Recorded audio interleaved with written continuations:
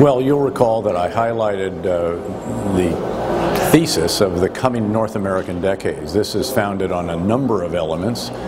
20 years into the implementation of the North American Free Trade Act, the very substantial integration of the economies of Canada, U.S., and Mexico. But most important of all, as an element in that, for the United States in particular, but also for Canada and soon for Mexico, is the advent of the energy revolution. This is a series of developments that have been the result of American innovation, American technical and technological know-how to enable us to drill not just vertically but horizontally, so that you can get into the shale seams where there are large quantities of natural gas and oil to be released, hydraulic fracturing of the shale to release that gas or oil, and the seismic technology that with big data that has enabled us to geologically determine where that shale is well below the surface. The key obviously is to do this safely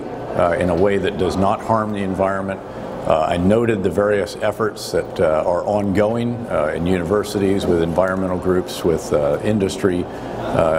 corporations, and so on, working together to ensure that the groundwater, the aquifers, are not polluted, to ensure that methane gas discharges are not excessive and offset the value of, say, clean burning natural gas,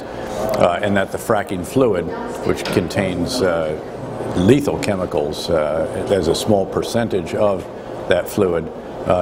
do not, again, harm the environment, but are trapped and captured and then ultimately dealt with appropriately.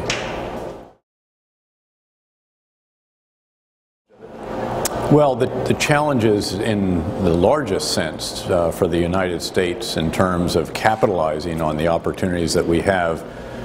with the energy revolution, but then even also with the manufacturing revolution, the IT revolution, and the life sciences revolution, there are a number of headwinds out there, and I think individuals in Washington would be the first to tell you that our country does need to address the need for immigration reform, that there are deficiencies in our education system that have to be dealt with, that there is infrastructure investment that is needed, that we need to work with our two other partners in the North American Free Trade Zone to speed the faster transit of goods and services across our borders of these very highly integrated economies, to keep our debt to GDP ratio going down, and so forth and so on. All of these require coordinated work. Will require a compromise in a number of the different cases, and as Congress did in raising the debt ceiling, getting a budget, and a few other breakthroughs in the past year, these are issues that need to be resolved in that same spirit.